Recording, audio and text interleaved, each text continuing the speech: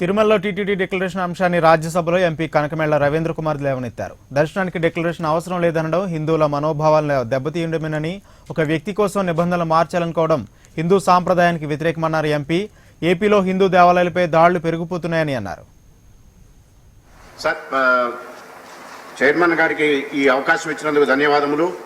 ఆంధ్రప్రదేశ్లో తిరుమల దేవస్థానం అనేటటువంటిది చాలా పుణ్యక్షేత్రము. గత అనేక దశాబ్దములుగా దేశవ్యాప్తం నుంచి ప్రపంచవ్యాప్తంగా భక్తులు అందరూ కూడా సందర్శించుకోవడం జరుగుతున్నది. అన్య మతస్థులు గనక సందర్శించినట్లయితే ఆ తిరుమల దేవస్థానంలో ఒక డిక్లరేషన్ ఇచ్చి దేవస్థానం పైన దేవుని పైన నమ్మకంతో ఉన్నట్లుగా ఇచ్చి సందర్శించవలసినటువంటిదిగా అక్కడ రూల్స్ ఉన్నాయి. ఆ రూల్స్ అన్నింటినీ గత అనేక దశాబ్దాలుగా రూల్స్ ఉన్నాయి. వాటిని పాటిస్తూ ఇంతకుముందు గౌరవనీయులు లైట్ అబ్దుల్ కలాం గారు కూడా టెంపుల్ని విజిట్ చేసినప్పుడు డిక్లరేషన్ ఇచ్చారు. అలాగే ఏఐసిసి ప్రెసిడెంట్ శ్రీమతి సోనియా గాంధీ గారు కూడా విజిట్ చేసినప్పుడు సందర్శించినప్పుడు ఆ రకంగా డిక్లరేషన్ ఇవ్వడం జరిగింది. కానీ ఇలాంటి పరిస్థితుల్లో తిరుమల తిరుపతి దేవస్థానం చైర్మన్ గారు నిన్న ఒక ప్రకటన ఇవ్వడం జరిగింది. హిందూ దేవస్థానం అక్కడికి వచ్చేటటువంటి అన్య మతస్థులందరూ కూడా డిక్లరేషన్ ఇవ్వాల్సినటువంటి అవసరం లేదు, ఎవరైనా కూడా విశ్వాసం ఉంటే సందర్శించుకోవచ్చు అనేటటువంటి ఒక కాంట్రవర్షియల్ స్టేట్మెంట్ ఇవ్వడం ద్వారా హిందువుల మనోభావాలు దెబ్బతిన్నాయి. అందరూ కూడా చాలా దీనిపైన నిరసన వ్యక్తం చేశారు. నిరసన వ్యక్తం చేసినప్పటికీ కూడా వాళ్ళు దాన్ని అదే విధానాన్ని కొనసాగించడానికి ఒక ప్రయత్నం చేస్తున్నట్టుగా తెలుస్తున్నది. ఇది పూర్తిగా హిందువుల మనోభావాలు దెబ్బతింటుంది.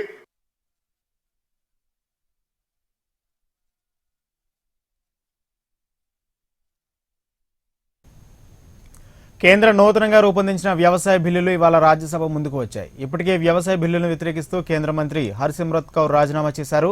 టీఆర్ఎస్ కూడా వ్యవసాయ బిల్లులను తీవ్రంగా వ్యతిరేకిస్తుంది. అయితే రైతుల సంక్షేమం కోసం వ్యవసాయ బిల్లును తీసుకొస్తున్నట్లు ప్రధాని మోదీ తెలిపారు. రాజ్యసభ సమావేశాలు జరుగుతున్నాయి. లైవ్ లో చూద్దాం.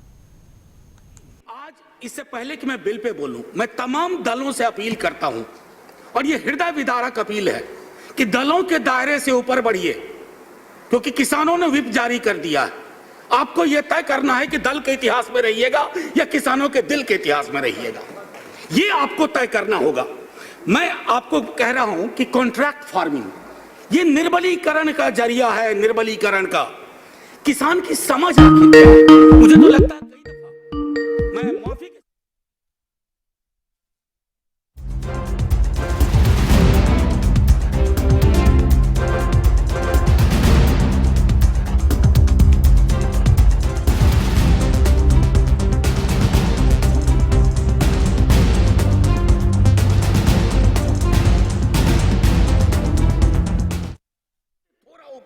उसकी खरीद के लिए शार्क आएगा वहां, उसके उत्पाद के खरीद के लिए मैं समझता हूं थोड़ा चिंतन, थोड़ी संजीदगी होनी चाहिए। मेजॉरिटी बहुत टेंडेंसी प्रोड्यूस करती है। इस तरह के जो मैंने पहले भी कहा लो हैंगिंग फ्रूट से बचना चाहिए। एपीएमसी में करप्शन के इश्यूज है, मैं मानता हूं, लेकिन ऐसा तो आप नहीं कर सकते हैं ना कि आप you throw the baby with the bath water. Shanta Kumar committee ने आपसे पहले कहा था, उसके कुछ सुझाव थे। अब शांता कुमार जी तो विपक्ष के नहीं थे, आपकी पार्टी के हैं, उनको सुन लेते। अच्छा, जमाखोरों बिचौलियों को खत्म करना चाहते हैं तो आपके जो मैं बिल का अध्ययन करता हूं तो आप रोहू कतला को हटा करके शार्क को ला रहे हैं। कमाल कर रहे हैं साहब, कमाल कर रहे हैं। हमारा अनुभव यह भी बताता है कि कॉन्ट्रैक्ट फार्मिंग मूलतः कैश क्रॉप्स के इर्द गिर्द घूमता है। वैसे फसलों का क्या होगा, खाद्य की फसलों का क्या होगा, उस पर आपका नजरिया मैं समझता हूं। मैं जैसे बिहार को लेकर के कह सकता हूं, आपकी एमएसपी निर्धारित है मक्के के लिए कुछ सर 700 रुपए नीचे में खरीद होती है, क्योंकि किसान की संकल्पना करनी होगी।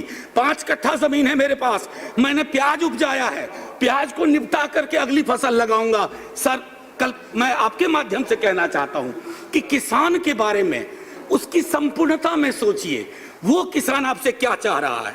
और एक चीज मैं और भी कहना चाहूंगा कि आपके तमाम बिल्स और एक्ट्स में देख रहा हूं बीते दिनों में आप सहकारी संघवाद कहते हो रेडियो टेलीविजन पर और अहंकारी संघवाद के हिसाब से काम करते हो। राज्यों के दायरे में घुसते जा रहे हैं। तो मैं तो अपील करूंगा एक झटके में राज्यों को खत्म कर दीजिए, न रहेगा बांस न बजेगी बांसुरी। और आखिरी टिप्पणी करने से पहले माननीय मैं आपके माध्यम से कहूं, ये भी कहना चाहता हूं, आज भारत का किसान आपकी ओर देख रहा है, सदन की ओर देख रहा है। मैं बार बार दोहराऊंगा कि भारत का किसान आज ये अपेक्षा कर रहा है कि आप क्या करने जा रहे हैं। ऐसा ना हो कि वो ईस्ट इंडिया कंपनी टाइप हालात हो जाएं। हम धीरे धीरे वैसे भी पूंजी की गिरफ्त में जा रहे हैं। मैं जानता हूं पूंजी कुछ लोगों को बहुत आराम देती है, लेकिन जिनको कुछ को तो आराम देती है सर, बाकी की जिंदगी में कोहराम मचा देती है। ये तय करिए और उसके बाद आगे बढ़िए। और आखिरी टिप्पणी करने से पहले मैं ये कहना चाहूंगा, लास्ट मिनट प्रोफेसर जी, लास्ट मिनट। सर मैं जानता हूं, मैंने पहले भी कहा था कि उस कुर्सी में ही कुछ है। सर एक चीज जो मैं आखिरी टिप्पणी से पहले करना चाहूंगा कि जब आप मझौले छोटी जोत के किसान को देखते हैं तो आप कह रहे हैं कि हम डबल करेंगे इनकम। सर कहां, कब्र में लिटा करके इनकम उसके ऊपर लगा दोगे? वो बचेगा ही नहीं, वो उसके खात्मे की इबारत आप लिख रहे हैं।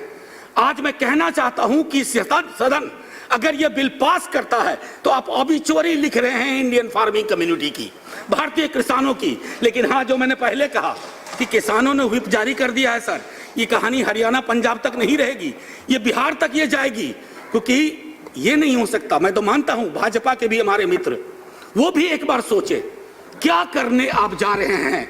और आखिरी सर, थैंक यू। बस सर, इकबाल कह गए थे, बस जय हिंद बोलना दीजिए ना, कि जिस खेत से दहका को मयसर न हो रोजी, उस खेत के हर खोसा गंदूम को जला दो। जय हिंद, जय किसान। Thank you professor.